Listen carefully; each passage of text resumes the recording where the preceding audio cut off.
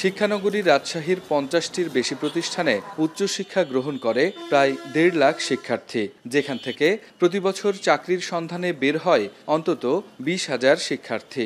বাইরের জেলা শহর থেকে পড়তে আসা শিক্ষার্থীদের প্রত্যাশা শহরে খণ্ডকালীন কর্মসংস্থানের সুযোগ, যা বরাবরই নেই এই নগরীতে।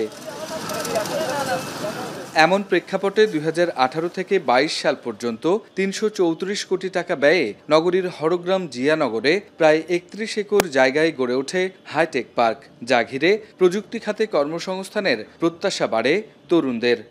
ভেবেছিলাম যে আমরা এখানে জব করলে হয়তো একটা হাই অ্যামাউন্টের স্যালারি পাবো, কিন্তু সেগুলো এখনো বাস্তবায়ন হয়নি। হাইটেক পার্কে একটা উপযুক্ত প্রশিক্ষকের মাধ্যমে যদি বিভিন্ন ট্রেনিং দেওয়ার ব্যবস্থা করতো, তাহলে সেই ট্রেনিংয়ের পরে ওই ইউথরা আবার ওই হাইটেক পার্কে কাজ করার সুযোগ পেত। রাজশাহীতে 14,000 তরুণের কর্মসংস্থান সৃষ্টির লক্ষ্যে 2024 সালে ঢাকার কিছু আইটি ফার্ম আসে এই পার্কে। বিদেশি আইটি ফার্মগুলোর সাথে কাজের সুযোগ বাড়ে তরুণদের। তবে বছরের মাঝামাঝি সময় তথ্য ও যোগাযোগ প্রযুক্তি মন্ত্রণালয় হাইটেক পার্কের কার্যক্রম স্থানান্তর করে নাটোরে। ফলে হাইটেক পার্ক রূপান্তর হয় ট্রেনিং সেন্টারে। কর্মসংস্থানের স্বপ্নভঙ্গ হয় রাজশাহীর তরুণদের। পাশাপাশি রাজনৈতিক প্রভাব, নিরাপত্তার অভাব এবং শিক্ষা প্রতিষ্ঠানগুলোর সাথে হাইটেক পার্কের দূরত্বের কারণে প্লট ও ফ্লোর নিতেও আগ্রহ হারায় স্থানীয় উদ্যোক্তারা।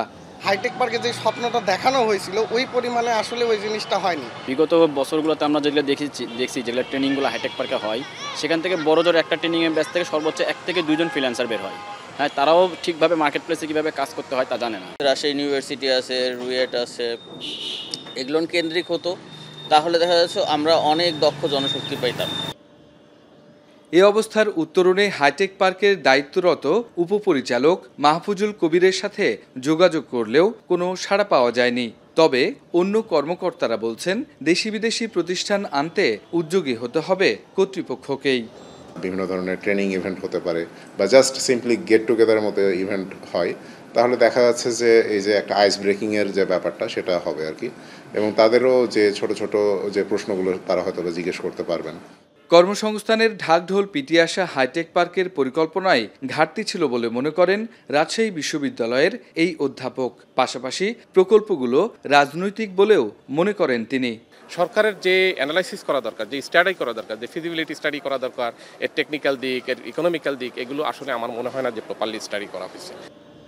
হাইটেক পার্কের 2টি ভবনে মোট 20টি প্রতিষ্ঠানের জন্য ফ্লোর বরাদ্দ রয়েছে, যার মধ্যে বর্তমানে বরাদ্দ হয়েছে 13টি প্রতিষ্ঠান।